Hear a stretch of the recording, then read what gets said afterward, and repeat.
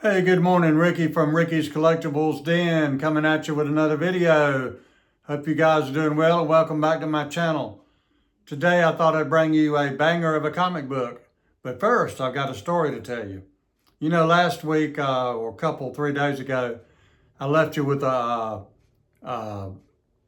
story about my ninth grade at Durham Athletic Park, the old park in Durham, where a Bull Durham movie was made. And me playing ball in the ninth grade and chewing, swallowing that tobacco and drinking all that water from the water fountain in the dugout. And thank God it was there. And I got sick and I don't think I could go back in the game. But anyway, I got a story to tell you from the new park. And I'm going to get to that comic book, so stick around to the end. It's not going to be a very long video. But yeah, 96, I think it was, when the new park opened in Durham downtown. Seats 10,000, state-of-the-art park, built after Camden Yards. Got a tobacco warehouse right beside it. And now they got, at the time they had the parking lot in the outfield. They had a green monster wall, they still do. Now there's buildings all around, pubs and restaurants and office buildings all the way around it. And Durham's grown up so much. And it's just a beautiful place to see a ball game. And the backdrop of downtown, they got a couple 27-story condos now down there. It's just a great place. Anyway, this was in 96. I think it's the first year they opened that we went down there with my kids, and they were like 10 and 12 years old, I think, something like that. And we had this guy that worked, I was in the printing business, and this guy that worked with us, called him Bender Bob. He did a lot of vendor work for colleges, NC State, Duke, Carolina, and he was doing work for Durham Bulls, handing out programs, doing, concessions, stuff like that. But he had a screw loose. He worked with us doing temporary work with our printing company. And he was a smart guy. He just had a screw loose, doing common sense, and if you know what I mean. And he ran a die press for us, cutting stuff that we printed. And he was a good worker. Stayed there all day and did his work. Didn't cause no trouble or anything. And but he argued with this guy at lunchtime every day about politics, and he was just into politics and other things, And he would argue all day, or all lunchtime. All he did, argue. And so this, in 95, when the O.J. Simpson trial was going on, of course, they broadcast it over the PA when the verdict was read, not guilty. He shut his press down, got up, walked out the building, got in his car, left. That was it. He just left. He'd never come back. And so anyway, fast forward to 96.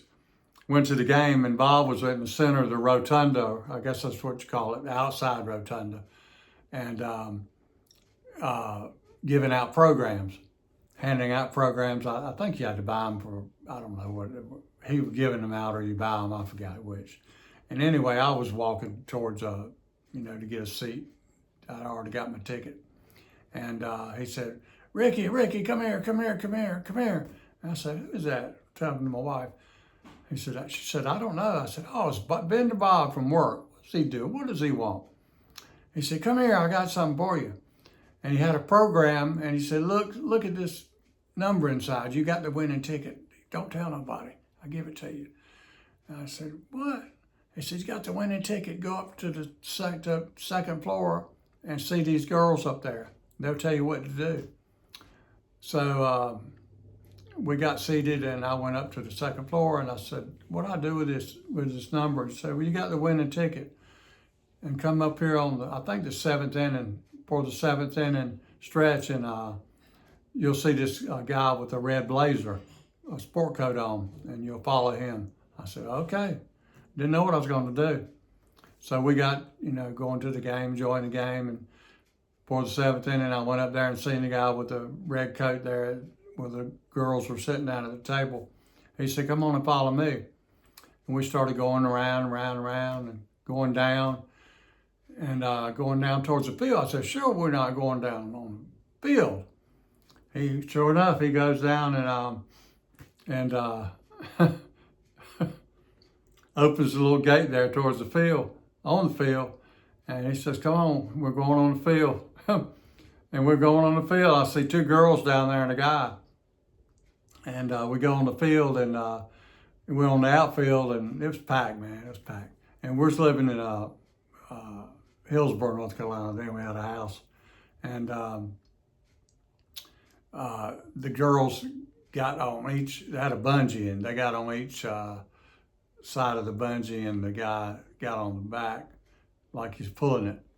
And we're facing the green monster wall and this catcher's mitt come up from the green wall. And he said, now what you're gonna do is they're gonna pull back on the bungee and you're gonna get this water balloon and you're gonna shoot it. And if you get it in the catcher's mitt, you get $500 on your first try. Second try, you get $100. And the third try, you get a t-shirt. Well, I could tell when they were aiming it, it was going high. And back then there's a parking lot out there, like I said, but now it's built as a restaurant pub back there now. So I could tell it was going high and it went over the catcher's mitt. Second time I knew it was going low, I could tell, and it went low. Third time I knew it was probably going to hit it, and it did. So I got a t-shirt. And everybody, but they announced my name and everything, and you know, Ricky Hicks from Hillsborough, North Carolina. Everybody was clapping and everything. And at the end, I went back to my seat, and there's a lot of college kids there from Duke, you know, what state, Carolina, whatever. And you could tell they were college kids. And I went back to my seat, and when people got a chance, they would come by and say, man, how did you get to do that, man? It was like I was a celebrity, man. It was funny because it was like I was a celebrity getting to do that. And everything but getting my autograph, you know. I don't think I give my autograph away. But it was a fun time. I'll never forget it. And it was my claim to fame at the new park. I call it New Park. It's not new anymore, but it was fun. But anyway, to the comic book. Went to the comic store in Durham and didn't see anything I wanted.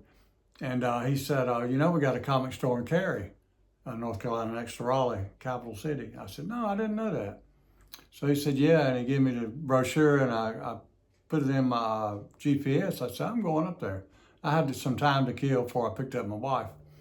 And I went up there and I had seen this comic at another little comic store in a little town near me, and they wanted an arm and a leg for it.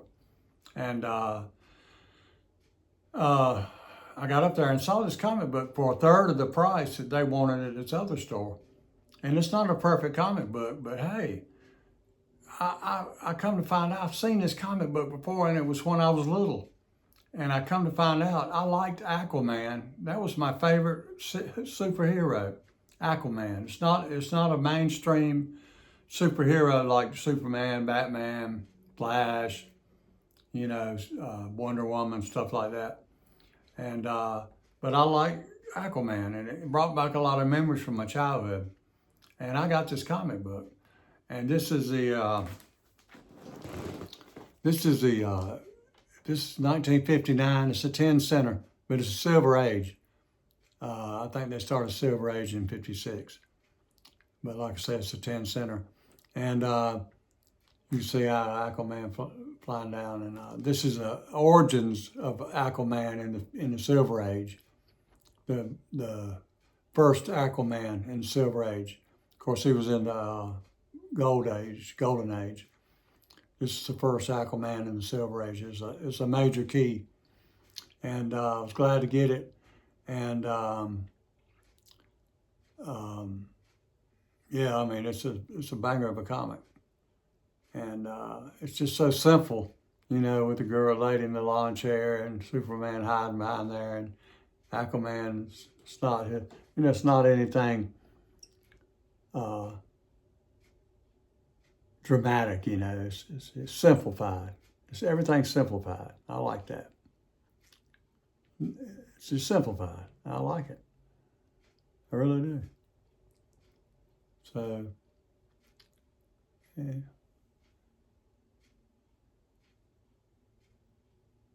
The 10 cent. It's hard to see the 10 cents right there. 10 cents. Yeah, love it.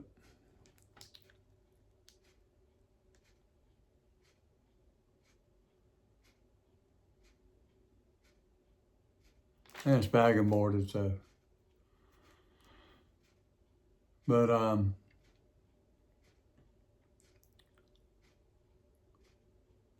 yeah, I started to go by that comic book store in Hillsborough and say, hey man, I just got this comic book for a third less than you're selling it for. Because I really wanted that comic book, and I just didn't want to, I couldn't pay that, what he wanted for it. So I got this one, and I actually got this one down to where I could afford it. And so yeah. I don't know why Aquaman was my favorite comic book, but it was my favorite superhero. Hey, you gotta have one. And that was mine as a kid. And so yeah, I got it.